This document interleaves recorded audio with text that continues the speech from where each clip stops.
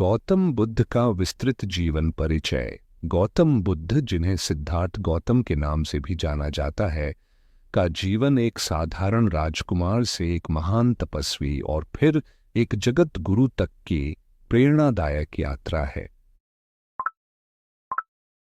उनका जीवन त्याग, करुणा, अहिंसा और आत्मज्ञान की अद्भुत गाथा है, जिसने पूरी दुनिया को प्रभावित किया।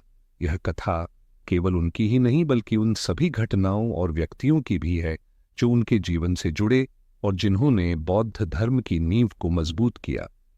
गौतम बुद्ध का जन्म 563 ईसा पूर्व नेपाल के लुम्बिनी वन में हुआ था।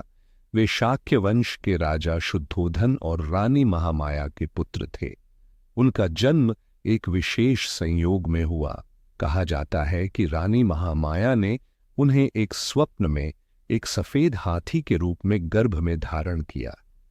जन्म के कुछ दिनों बाद ही उनकी माता का निधन हो गया और उनका पालन पोषण उनकी मौसी महाप्रजापति गौतमी ने किया। ज्योतिषियों ने भविष्यवाणी की थी कि सिद्धार्थ या तो एक महान सम्राट बनेंगे या फिर एक महान सन्यासी। इस भविष्यवाणी से चिंतित होकर राजा शुद्धोधन ने उन्हें भोग विलास से भरे महल में रखा ताकि वे कभी भी संसार के दुखों से परिचित न हों। सिद्धार्थ बचपन से ही संवेदनशील, बुद्धिमान और दयालु थे। एक बार उन्होंने बगीचे में एक घायल पक्षी को देखा और उसे बचाने का प्रयास किया।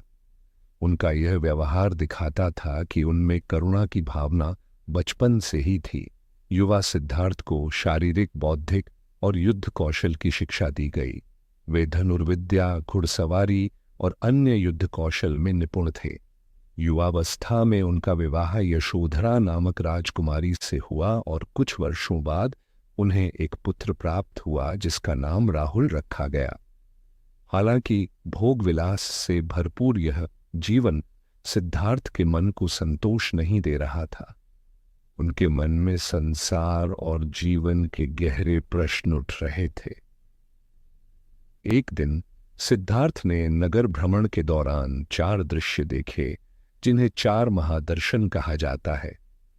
वृद्ध व्यक्ति, उन्होंने पहली बार एक वृद्ध व्यक्ति को देखा, जिससे उन्हें समझ आया कि प्रत्येक व्यक्ति बूढ़ा होता है।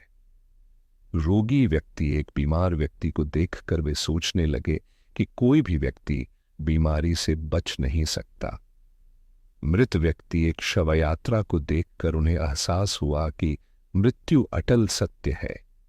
सन्यासी, एक सन्यासी को देखकर उन्हें शांति और वैराग्य की झलक मिली।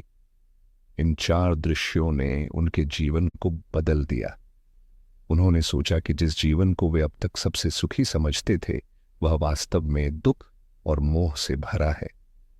राहुल के जन्म के बाद एक रात जब महल में सभी सो रहे थे, सिद्धार्थ ने अपनी पत्नी और पुत्र को अंतिम बार देखा और अपने प्रिय घोड़े कंथक पर सवार होकर महल छोड़ दिया। उनके सारथी चन्ना भी उनके साथ थे।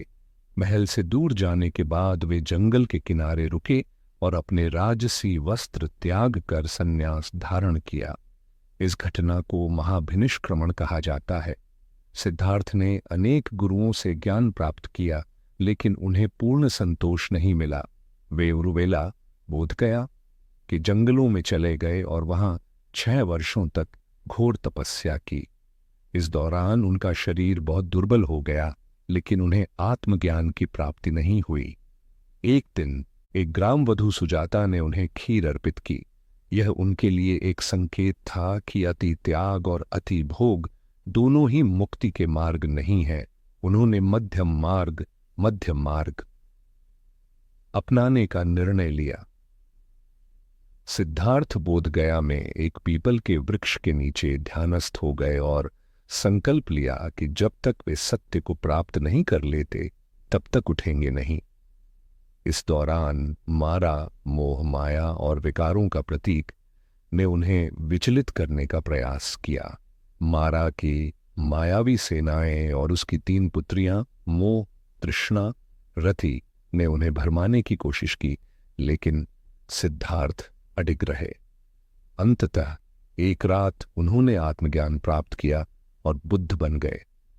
ज्ञान प्राप्ति के बाद बुद्ध सारनाथ गए और वहां अपने 5 शिष्यों को पहला उपदेश दिया, जिसे धर्मचक्र प्रवर्तन कहा जाता है। इसमें उन्होंने 4 आर्य सत्य और अष्टांगिक मार्ग का ज्ञान दिया।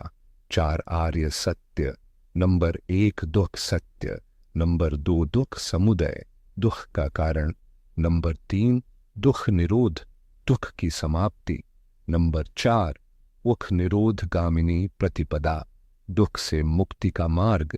बुद्ध ने अनेक नगरों और राज्यों में उपदेश दिए। उन्होंने मगध के राजा बिंबिसार और कौशल नरेश प्रसेनजित को भी धर्म का ज्ञान दिया। बुद्ध ने अमीर गरीब स्त्री पुरुष सभी को समानता का संदेश दिया। वे एक निर्धन किसान के घर भी भिक्षा लेने गए, जिससे ये संदेश दिया कि सभी समान हैं। अंगुलिमाल नामक एक भयानक डाकू था जो 999 लोगों की उंगलियां काट चुका था। जब उसने बुद्ध को मारने का प्रयास किया तो बुद्ध ने कहा, यदि तू सच में वीर है तो रुक जा। यह सुनकर अंगुलिमाल चकित हो गया और बुद्ध के चरणों में गिरकर उनका शिष्य बन गया। अम्बपाली वैशाली की एक प्रसिद्ध गणिका थी। उसने बुद्ध को अपने घर आमंत्रित किया।